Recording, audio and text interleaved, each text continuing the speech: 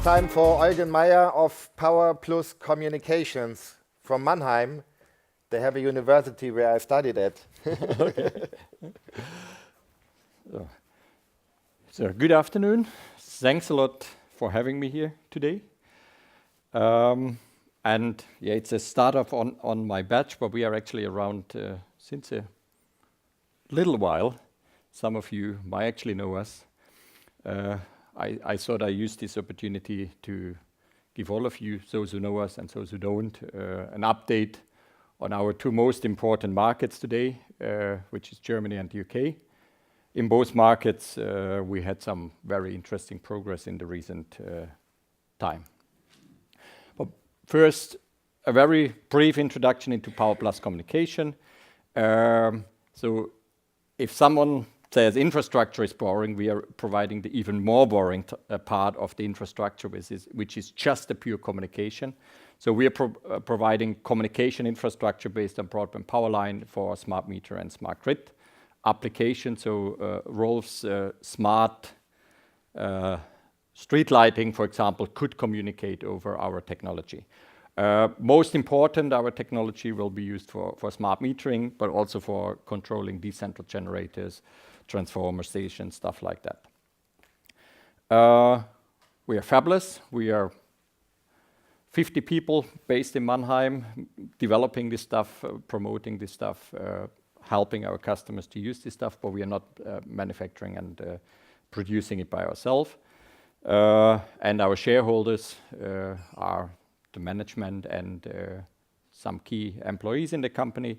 We did a management buyout 7 years ago, and then Climate Change Capital, VC investor, private equity investor, actually based here in London, was our first investor. And a little bit more than a year, Siemens and British Gas are investors too. And we've met E.ON Venture Capital too late, so maybe there's still an opportunity here. So what we do, we provide communication based on broadband power lines starting from 12 volts, starting in electric vehicles, all the way up to 24,000 volt and 36,000 volts, all across the electrical network. Some of you might be familiar with similar technologies, which is mainly used in-home, called home plug. We do something similar on a much larger scale and for professional operators. Just one example, and this is not made up, this is a coincidence. Just one example, this is a project from E.ON in Germany, where E.ON equipped 2 towns right outside of Bremen with a lot of smart stuff, smart meters first of all, but then decentral generation, PV, micro CHP, electric vehicles, and all this need to communicate together, and all this needs to exchange information. And our technology actually provides the communication infrastructure, the communication platform for all of this. Now, as promised, the update on our markets. Our most important market at the moment is the German market. After a long delay and not really progress in smart metering in Germany, we actually had significant progress during this year, during 2013. First of all, the technical specification has been more or less completed and has been presented to the European Union in February. And then in September, actually the European Union said, yes, this technical specification for your smart meter rollout is okay. And on the other hand, we had the cost-benefit analysis conducted by Ernst & Young. Initially, it was planned that this will be published in January or February. It was actually published in August or June, I think June. And when you read in the English-speaking media, you actually read a lot often that Germany is not doing a smart meter rollout. Actually, the opposite is true. Ernst & Young recommends 100% smart meter rollout. The only difference is what you can see in the comparing the black line and the yellow line. After the first initial years, so the first 5 or 6 years where the Ernst & Young's proposal is totally in line with the European Union proposal, Ernst & Young suggests to slow down the rollout a little bit, take a bit more time, but then complete 100% of the meters by 2028. which gives us, just for the communication part, total addressable market in Germany of 3.1 billion euros, which we think is a very interesting market. Today, and that was on my other slide, we've done a lot of trials and pilots with, I would say we have 800 utilities in Germany. So I would say from up to number 100, number 150, they are really interesting. Beyond that, they get really small, though we actually think they will need to use service providers for their smart meter rollout.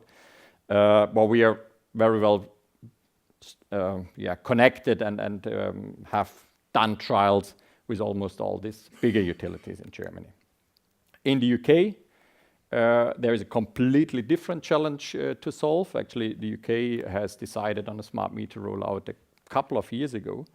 And during 2013, they actually awarded the wide area network provider called CSP.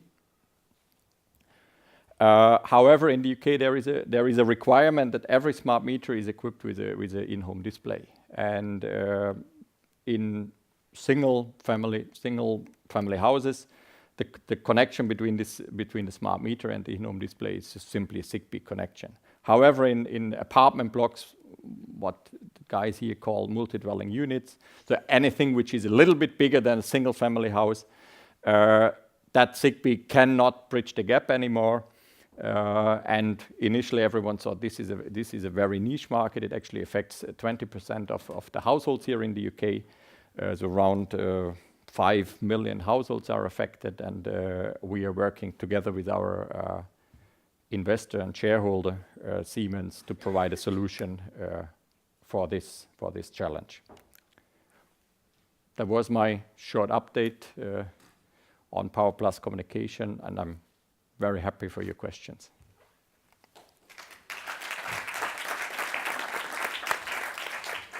Thank you very much, Eugen. Do you have a question for him? Ben? Sorry, excuse Eugen, my misunderstanding. So your technology is more for on the premises or actually the backhaul? We provide broadband power line communication for complicated electrical infrastructure. Right. So the core of the technology is the same as you would know from home plug. Yeah. However, home plug is just providing a point-to-point connection, whereas we have developed a meshing algorithm which actually builds a mesh network based on home plug communication. Because my understanding was here in the UK, whether it's justified or not, a lot of security concerns, they're adopting a proprietary wireless standard for the communications.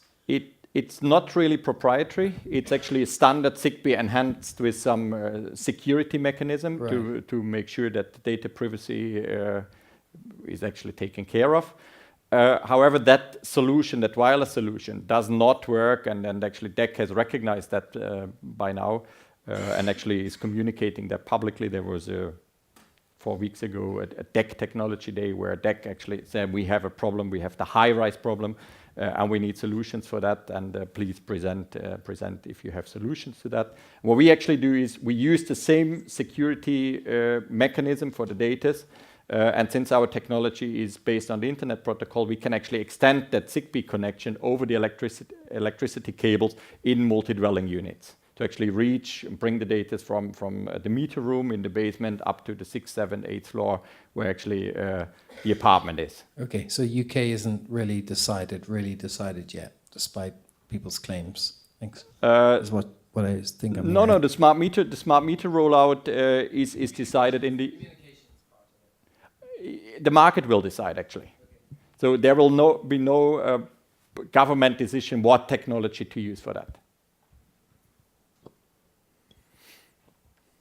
All right. Eugen, thank you very much. Here's your speaker gift and the handshake. First the handshake, and here the speaker gift. Thank you.